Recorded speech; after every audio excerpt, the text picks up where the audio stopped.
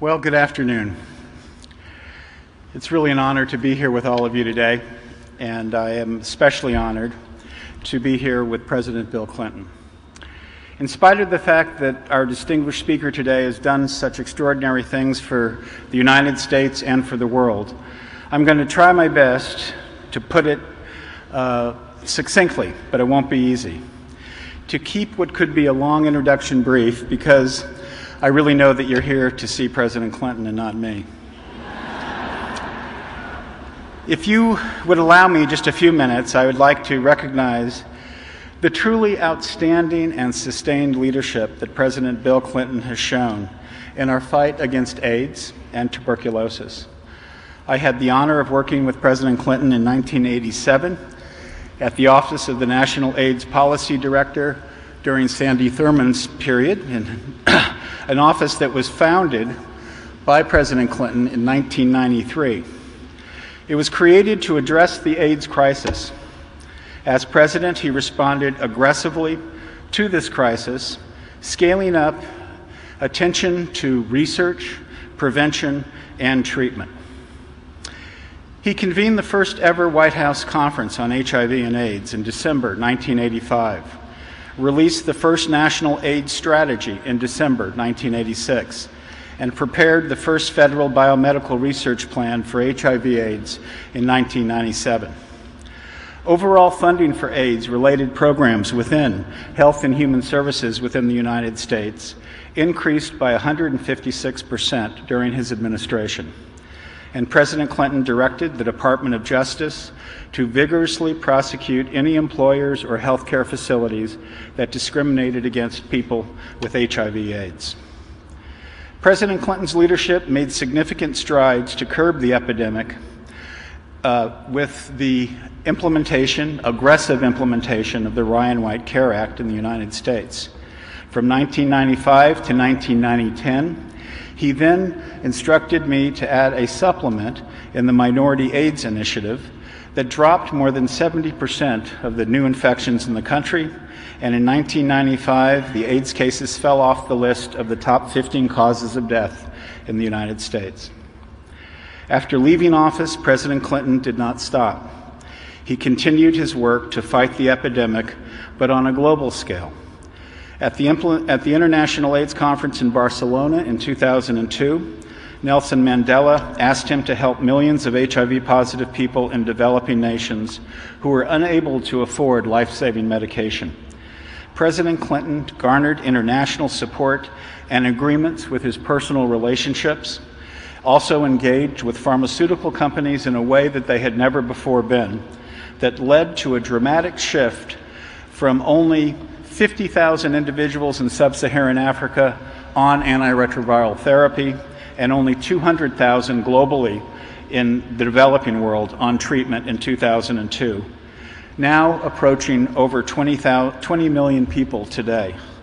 That cost of these HIV treatments has dropped dramatically because of these partnerships, and in most cases, more than 85 to 90%. Truly a remarkable achievement that keeps on giving. When you think of the lives touched and the lives saved because of that, the family stabilized, the community stabilized, and the country stabilized, it is truly humbling.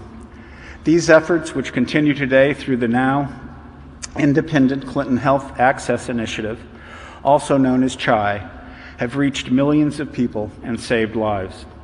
On the TB front, CHI has been a leader in working with countries to address pediatric tuberculosis along with HIV expansion, and is also working closely with the Ministries of Health in 7 focus countries to improve national responses addressing challenges with multi-drug resistant tuberculosis. And that really is just the tip of the iceberg. President Clinton is known for so many accomplishments that I almost feel his dedication to global health really got lost in his narrative. 8 years during his presidency, he had many specific attempts to supplement, augment, change, and intensify relationships that the United States government had that could better identify partnerships that brought more people into care and treatment. But for those of us who knew firsthand of his dedication and his passion to improve the health of all people around the world, his contribution to global health will not be lost. It is now my distinct honor to introduce you to President Bill Clinton, a friend and the President of the United States.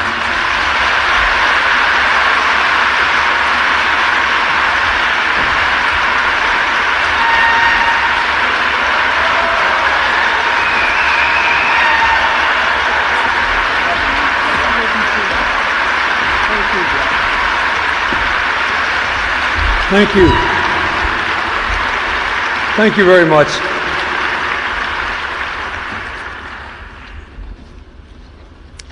Thank you very much. I'm very grateful to Eric Gooseby for his long ago beginnings in the fight against HIV/AIDS as a clinician in San Francisco in the 1980s, to his work in our administration, to his service on the board of the Clinton Foundation.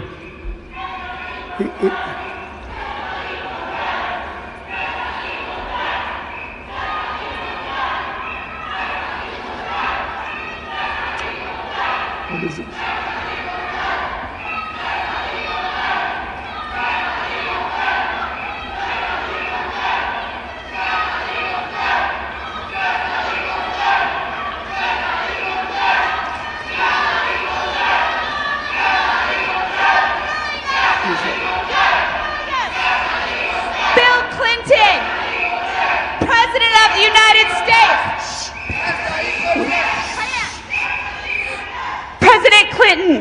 We demand for decriminalization of sex work worldwide and in the United States. We demand a repeal of SESTA FOSTA, which is killing sex workers around the world. We know you have the power still to do this. As a black trans woman doing this work, fighting for sex workers, we demand safe housing. We demand the repeal of SESTA and FOSTA. We demand respect. We demand to have 2020 not in San Francisco. We deserve to see our brothers and sisters from all over the world. I'd like you as a president, please do something you support for sex us. Workers. We know you support sex workers. Please help us. This law is killing us. SESTA FOSTA is killing us. 13 girls have gone missing in the United States already. 3 are dead, and we're being assaulted every day, and we're not included in the conversations. The conference in 2020 should be moved out of the United States, and drug users from around the world join these with sex workers here, with this demand. Decriminalize sex work now. Every country that's here, we need decriminalization. When you decriminalize sex work, you decrease HIV by 50%! By 50%! If you want to decrease HIV, then decriminalize sex work. The Lancet shows that 50% of HIV prevalence goes down when you decriminalize sex work. Sex workers work. Give us our rights. Give us our labor rights. SESTA equals death. SESTA equals death. Sex workers work. Sex workers work. Sex workers work. Stop killing us. Stop killing us. Stop killing us.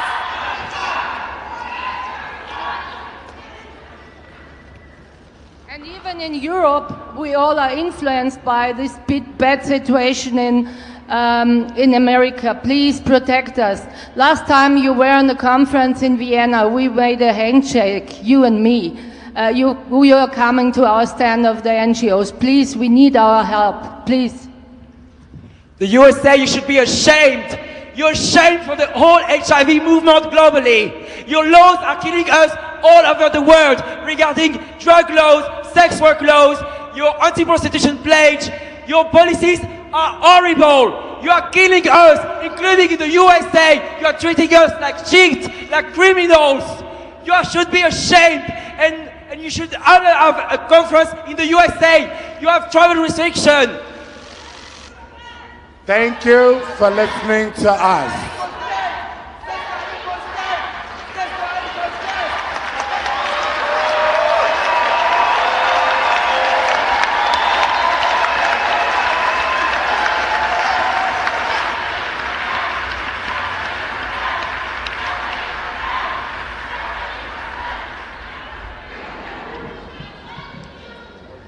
Please allow the presenter to continue.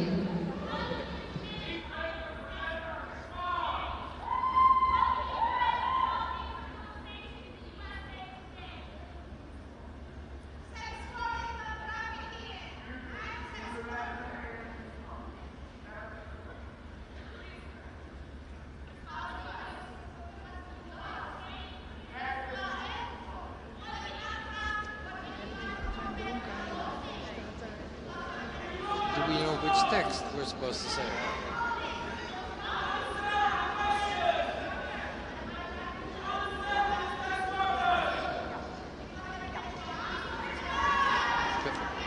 We're supposed to tell them that they're free to protest and we start again.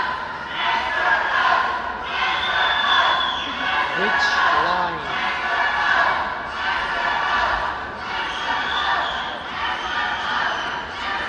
Please allow the presenter to continue.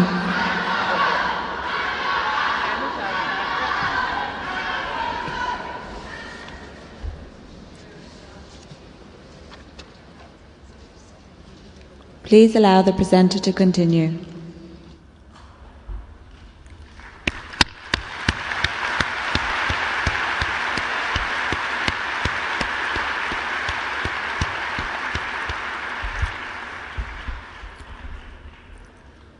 First of all, I'd like to commend the conference on allowing people who come here with a grievance, a concern, the right to be heard.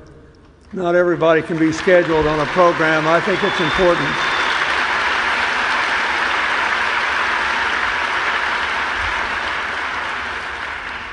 So, Dr. Becker, Dr. Rice, Owen, Ryan, thank you for doing that. I also would like to say just one more word about Eric Goolsbee.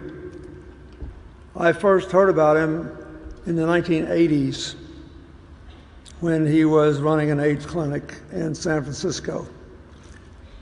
I know San Francisco is in the United States, and I know that a lot of you disagree with our government on a thing or two. Put me down in that category. But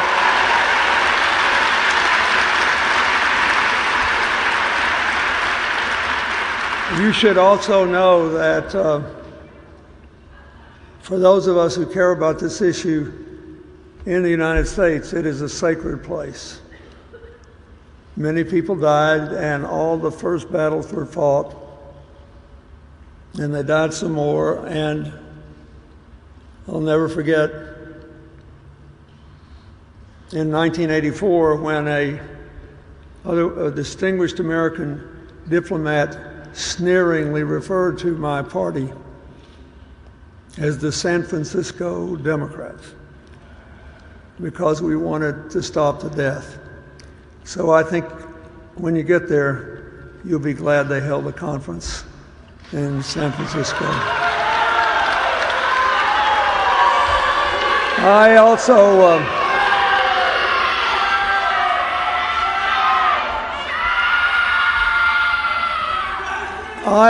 want to thank the people who have worked with me these last now 17 years through CHI,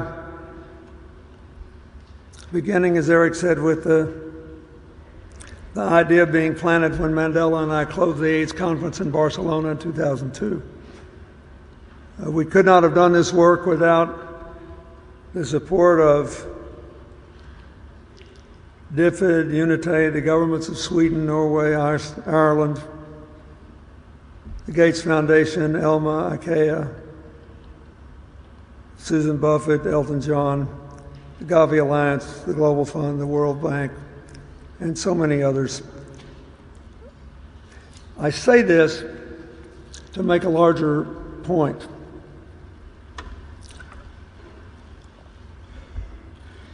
The whole fight against AIDS worldwide and against tuberculosis, the current effort to reconcile the need to deal with non-communicable diseases without abandoning our efforts. All of these things represent remarkable partnerships. There has been no Brexit in the war against HIV and AIDS. And I've got several things I want to say today, most of which will be painfully obvious and which are known to many of you better than to me. But there was an article written just a couple of days ago by Laurie Garrett, who generally always reminds us of the dark side of this struggle we're in. It made me want to just say this. The most important thing I have to say is, through a combination of complacency in some places and outright hostility to global multinational cooperative efforts in others, there is a serious risk that many people will say, let's quit doing this, or let's ease off, or let's go spend time on non-communicable diseases, or any other, I can think of 10 other reasons. There is always a reason to abandon or reduce your efforts in a cause in which you have been involved, in which total victory has not been achieved. That would be calamitous here. As all of you know, there's been a significant, statistically significant anyway, increase in the number of new infections which are resistant to dolutegravir and the lowest cost medicines. So what are we supposed to do? Well, the same principles which drove down the price of first-line AIDS drugs will drive down the next group if you get the volume up and you do all the work that has been done. So if you don't remember anything else I say, don't let anybody get complacent. Don't let anybody think that we don't have to continue to increase our efforts. Don't let anybody believe that the only way to deal with non-communicable diseases in difficult settings is to cut back on what we're doing with HIV/AIDS and with tuberculosis in particular. This is just something that we have to face. I realized I talked to two people on the plane coming here who were working on the plane. And they said, where are you going? Why are you going to Amsterdam? I said, I'm going to the AIDS conference. He said, thank God, all the people we live around have quit worrying about it, including people who are in at-risk populations. Try to think of something you can say. And so I'll start at the end and say that. The most important thing is there can be no Brexit in the fight against AIDS, and you don't want to forget it.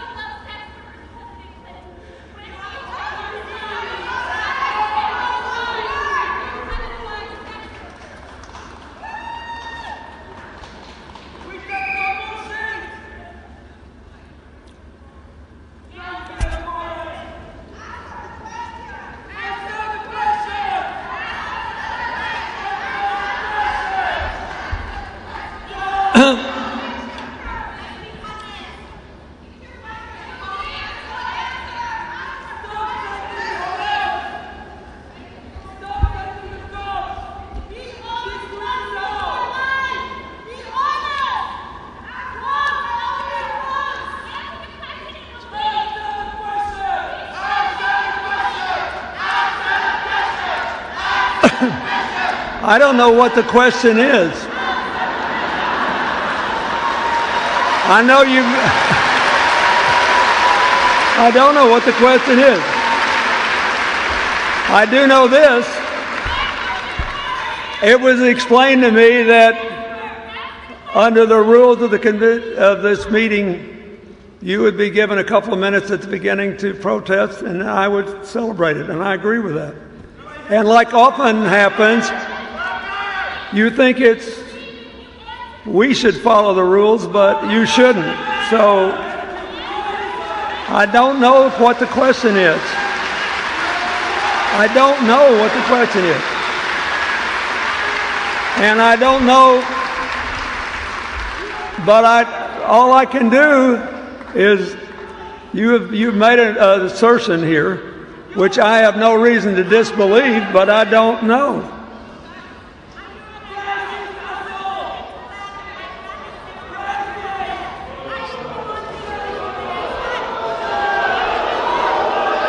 Please allow the presenter to continue.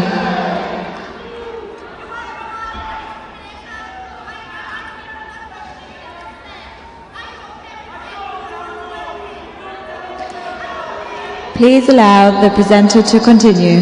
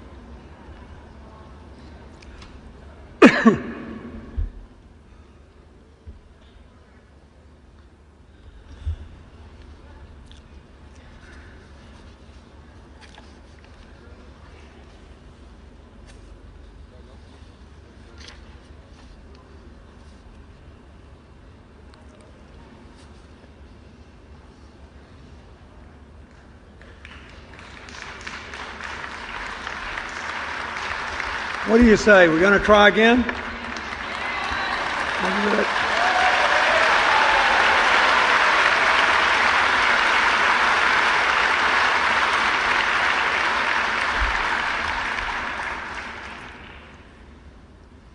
Here's what I think we should think about. And I'm going to try to give you all your time back, so I just cut off the first part of the speech.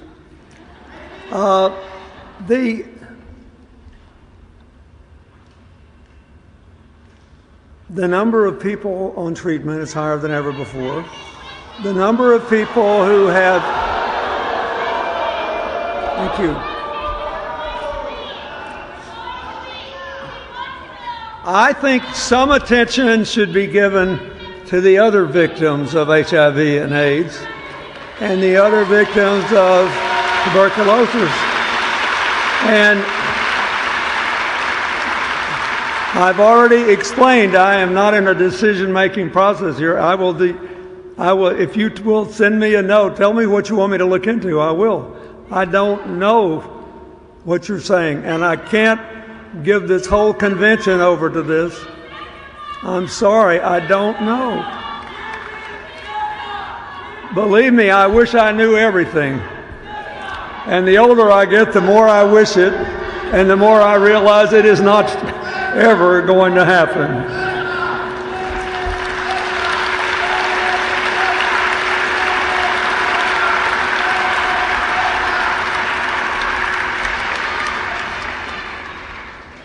Please allow the presenter to continue.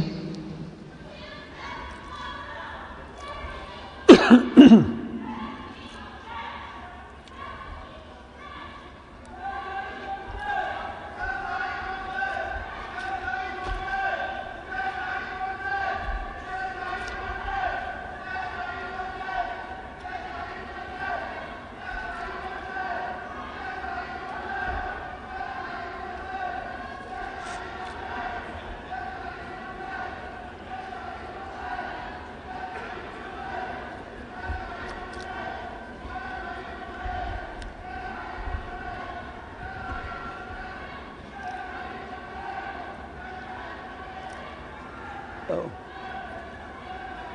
Let's give him a hand. Thank him for giving the conference back to you.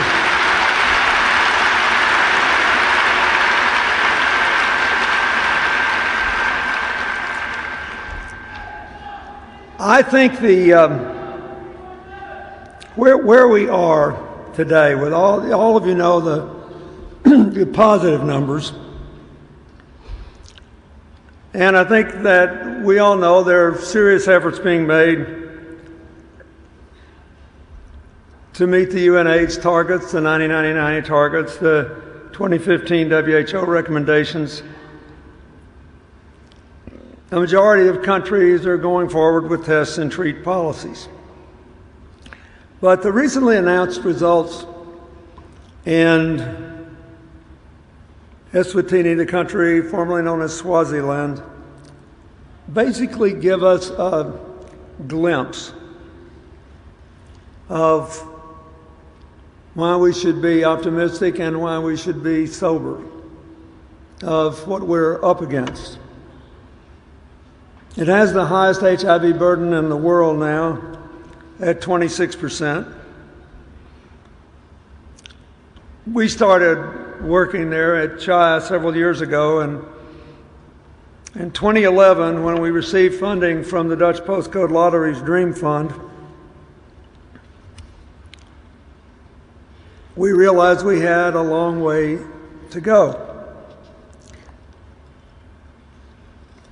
But the Minister of Health had set up an ambitious agenda, and we all got after it. Now, what do we know now? We know that there's still more we can do. Thanks to the partnership we had with AIDS Fund, the country committed to overcome the gaps in the system, to eliminate barriers to reaching everyone who needed treatment and testing. We put together a consortium called MaxArt, combining global and local networks of people living with HIV and research institutions and NGOs. In the first 3 years, more than double the number of people being tested, almost double the number of people on ARTs, and reduced the loss to follow-up ratio of clients by about a third. The government then, with the support of partners on the ground, in the next couple of years, had managed to reduce the rate of new infections by 44%. Now, when you get numbers like that,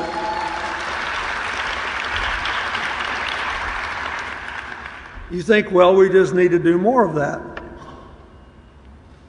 And there is some truth to that. But the level of optimism that I have seen in some places also overlooks some of the basic facts we face. For example,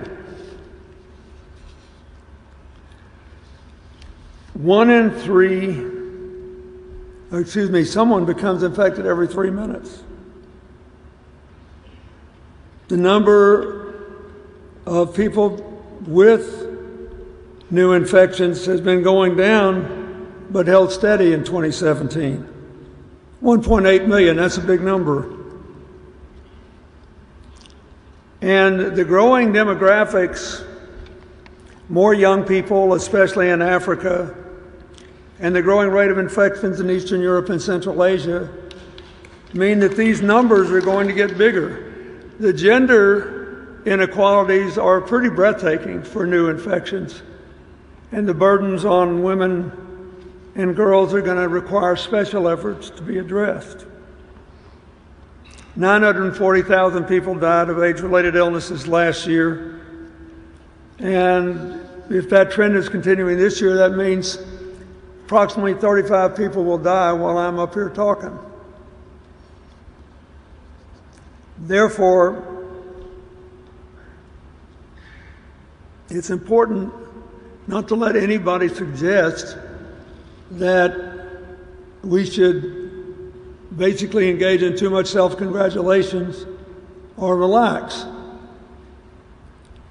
There are more than 15 million people still living with HIV not on treatment. 25% of those don't know their status. Even in high-income countries, we have problems. 15% of the 1.2 million Americans living with HIV don't know their status. And as I said earlier, there are new strands appearing all the time in this malicious, devilishly clever virus resistant to the remarkable progress that has been made in cutting the price and increasing the volume and availability of dolutegravir. So, what are we going to do? First, we need to test more, treat more, and deploy more prevention strategies, and scale up what we know is working. There are still too many young people, especially, not being reached. There's still too many people who aren't using the best data to target their efforts and to monitor results. We at CHI have done a lot of work trying to get the right technology out there, but a lot needs still to be done. Second, we have to continue our efforts to reduce the level of mortality, to increase viral suppression, to use better regimens for young children who still don't have access. I'm very grateful that the agreement was reached between CHI and dolutegravir to make this medicine available for $75 a year with fewer side effects. I'm very grateful that Unitaid helped us to do a partnership with ViiV Healthcare to speed the development of pediatric formulations. And I'm very grateful that, thanks to DFID, MedAccess, Unitaid, we made an agreement with Hologic to expand access to viral load price at lower cost, to expanding access to this critical test. We got to do all these things. But we also have to take the things that are working now and make them universal. You have made remarkable progress in reducing mother-to-child transmission, but we ought to be at 100%.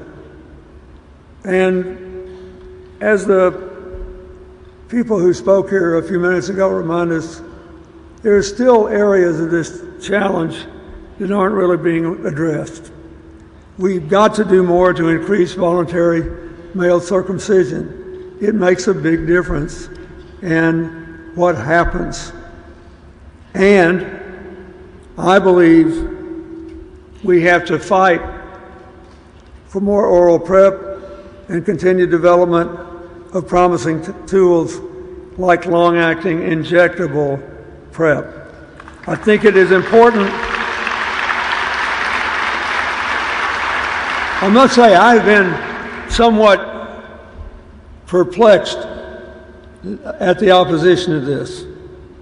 And it's part of the swirling attempt to relitigate all these questions of sexual orientation and sexual identity in the context of the new politics of division that are sweeping the world.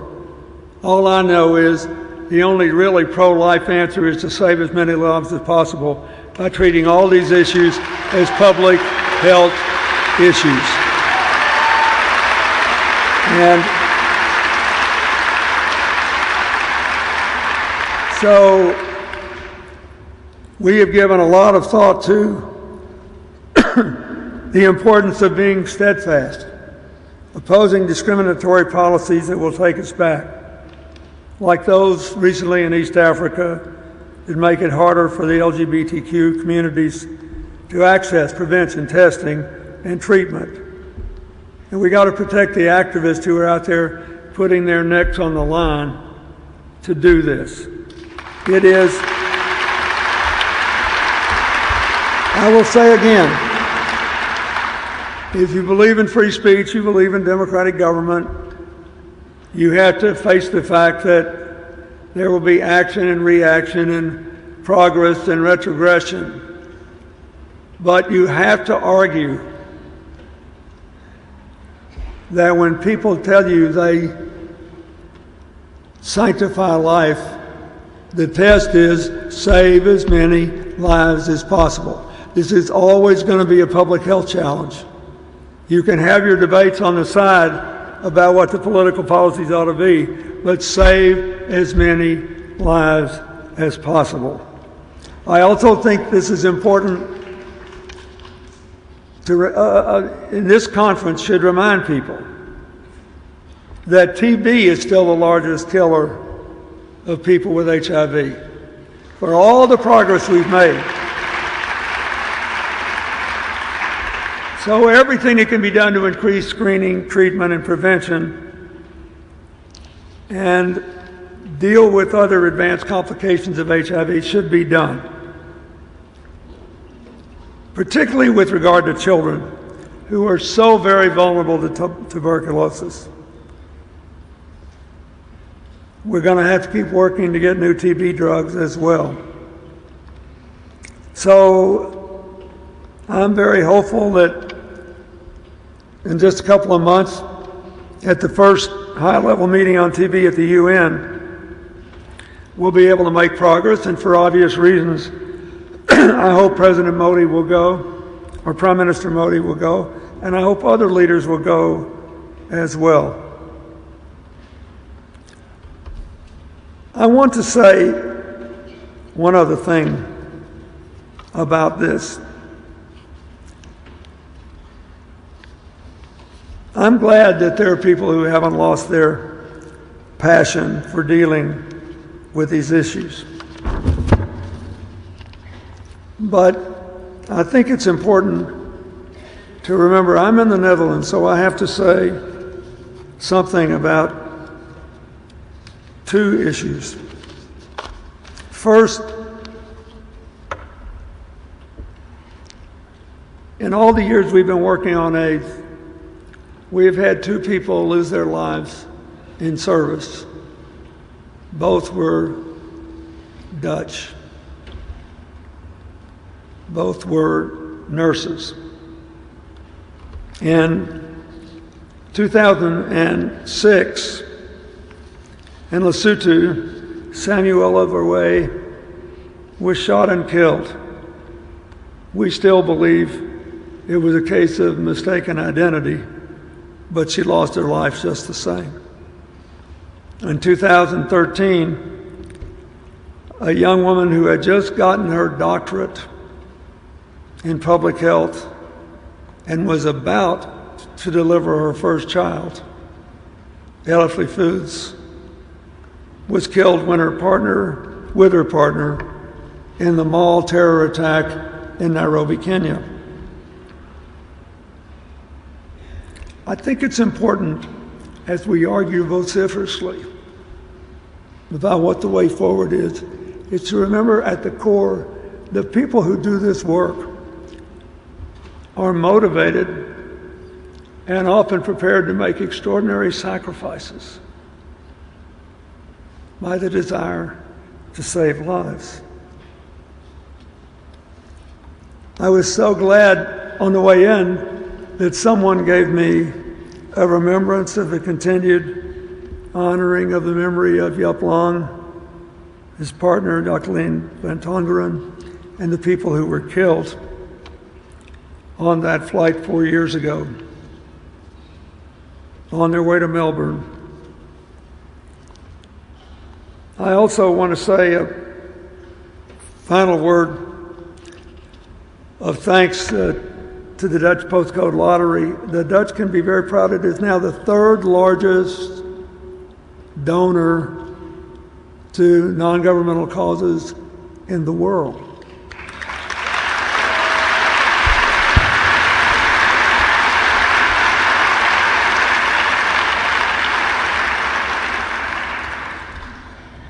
You know, I've kind of gotten used to the Dutch humiliating America in the ice skating races every 4 years at the Olympics.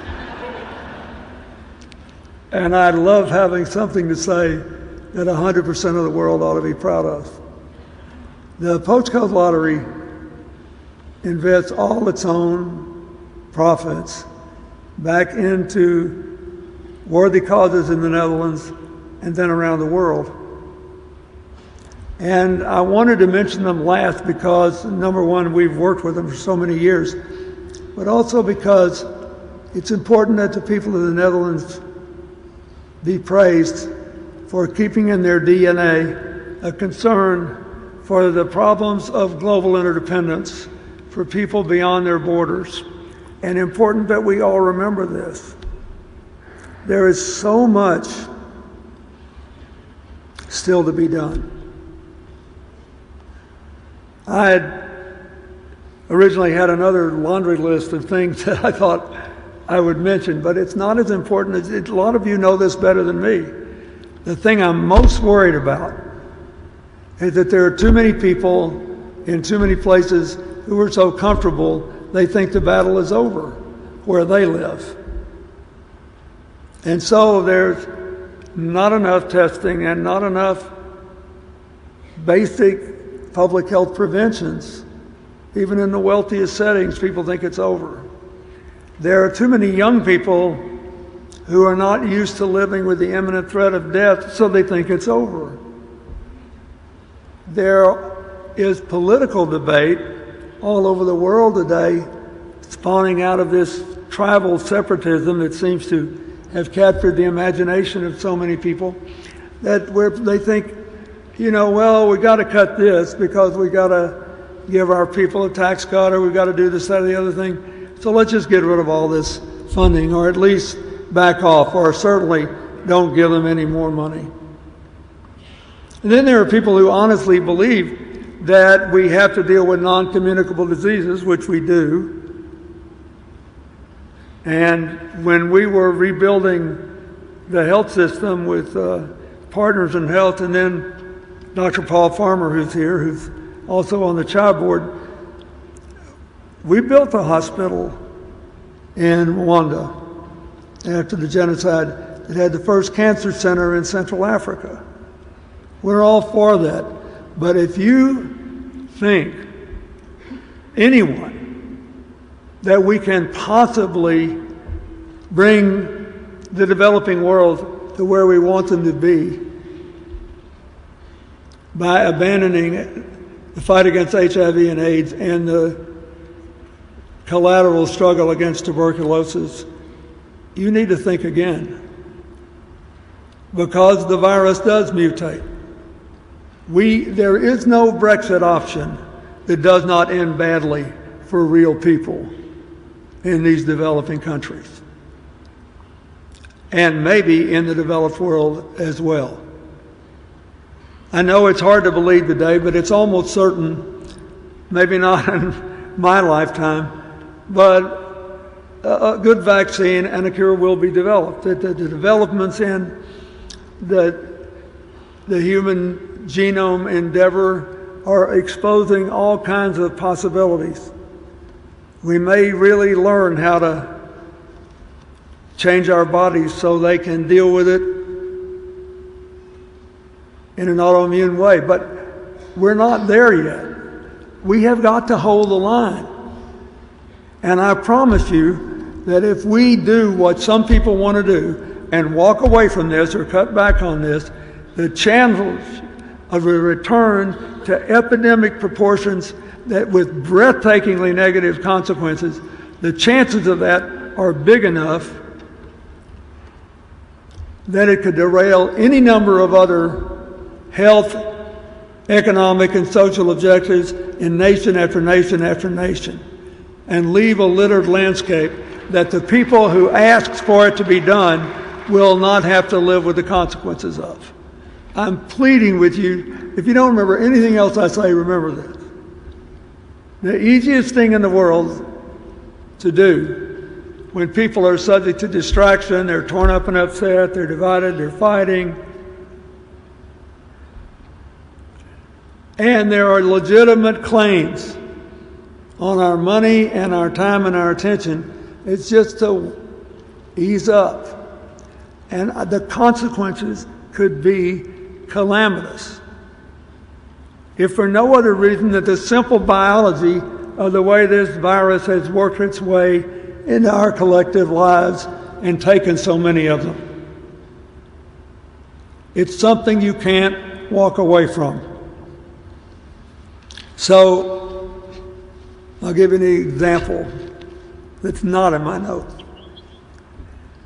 One of the first things I did after what was for me a heartbreaking election in 2016, within 48 hours, I called President George W. Bush. And I asked him, I told him, I said, the best thing you did was PEPFAR. And they will come after it. And I said, they will come after it. And you can save it if you get the commitments now before anybody is thinking about it. So I know that a lot of you would like more money put into PEPFAR. I would too. But that's one, the fact that PEPFAR is still being funded at the level it is, that's something you owe him. I called him 2 days after the election, and he did that, and we can be grateful for that. And so I'm saying we have to remember that there are still millions of people like that around the world with different political orientations, different religious convictions, who still want this to be treated with the care, the love, the determination, and the fierce response it deserves. So for all of you who have helped Chi, and we got lots of people from Chi here, I'm very proud of them all. For all of you who have done what you're doing now, the number one takeaway has got to be that we now know how to virtually solve a number of problems. We can keep this thing at bay for an almost unlimited amount of time if we're prepared to spend the money, time, effort to do it. We can survive and continue to reduce deaths and continue to enhance lives until the day when we find a cure or a vaccine. But there can be no Brexit. This is not just about money and jobs. This is about life and death. I always think of the International AIDS Conference as a celebration of possibility.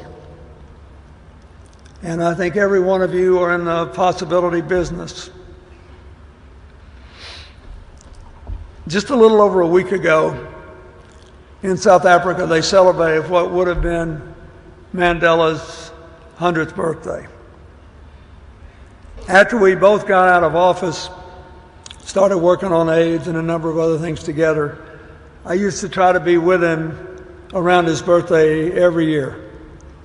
And they are all memorable parts of my life. I still miss him all the time. But I keep these little nuggets with me. So one day I was talking to him and I said, you know, I know you're a great man and all, but you're also a very shrewd politician. And it was very shrewd for you not only to invite your jailers to your inauguration, but to put the leaders of the political parties who kept you in prison 27 years in your government. But come on, it's just the two of us. Tell me the truth. And this was when there was a studied effort to run me out of town in Washington when I asked him this question. So I said, tell me the truth. Now, when they let you out and you were walking to freedom, didn't you hate them all over again? He said, yeah, briefly. I did. That's great when you're out of office, you can say whatever you want.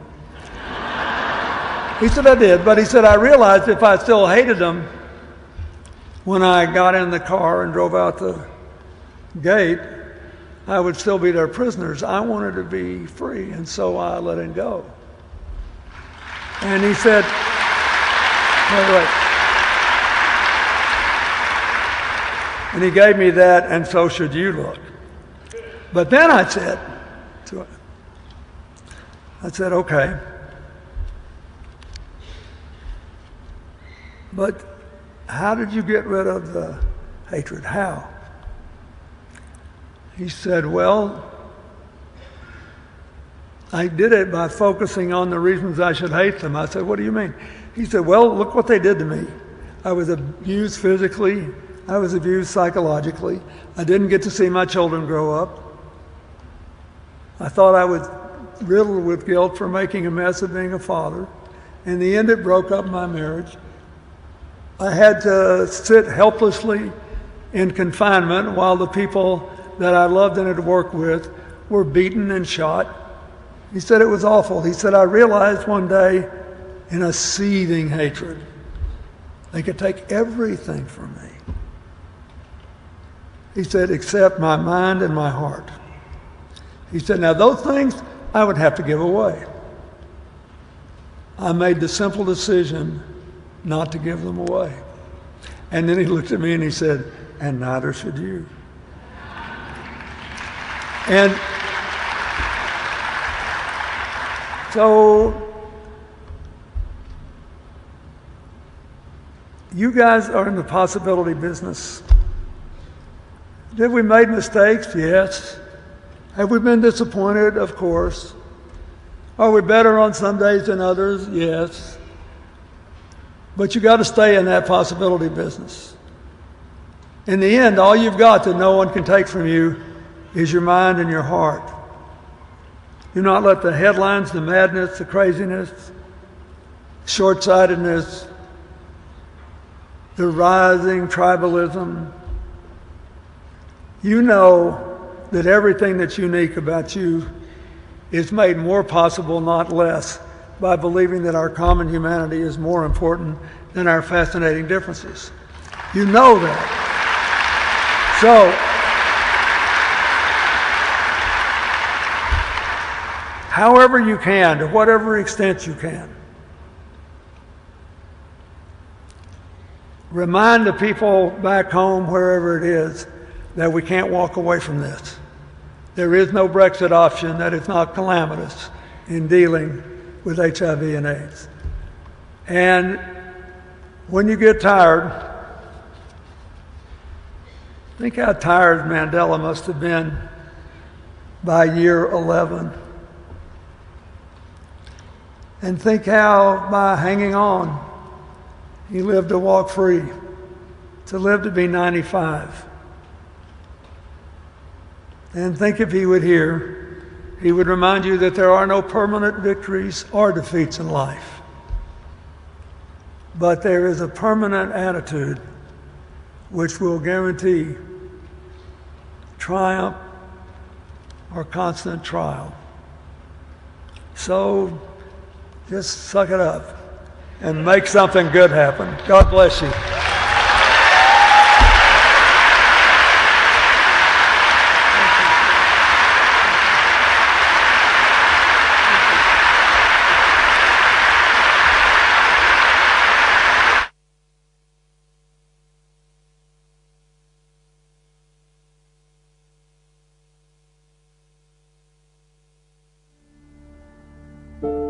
Looking back, over the last 30 years, even though sometimes we like to say we're quick out of the box, we're still way too slow.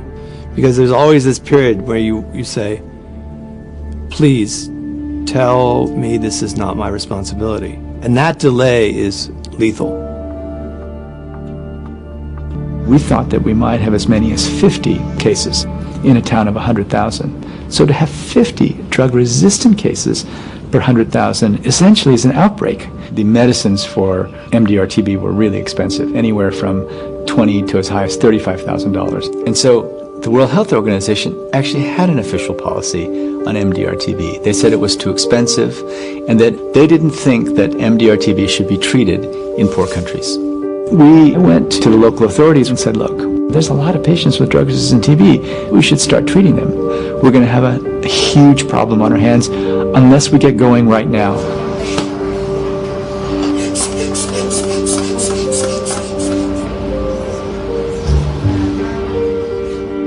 I have to tell you, when I saw Melquiades, I thought, oh my goodness, I would not be surprised if he died.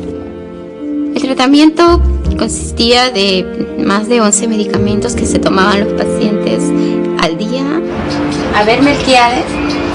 No tengo ganas de tomar más, porque no me siento bien conmigo mismo.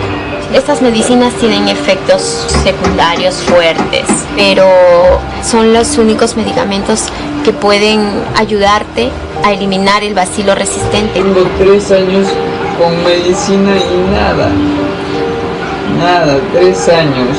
Our patients went through hell in getting treated. No, Melquiades, más que el tema de tomar los medicamentos, sí, es un problema de desesperanza, ¿no? Lo pasa. The stakes were so high and we pushed very, very hard. We knew that we had to have success with these patients or treating MDR in the rest of the world will be written off forever. We have one more clip to play for you. Fue una lucha en la que fue bien dura. Wow. Gracias al apoyo tanto de los doctores, tanto de personas que estuvieron ahí, se puede decir que estoy aquí.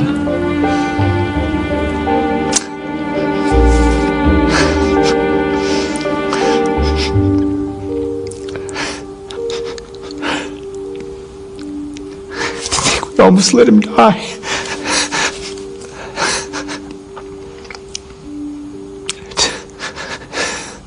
To think we almost let him die just because we thought it was inconvenient for us. Se puede decir que es caro, ¿no? Que involucra mucho tiempo, cuesta, todo eso, ¿no? Pero yo creo que lo vale, ya que más adelante se va a ver reflejado realmente en todas estas personas.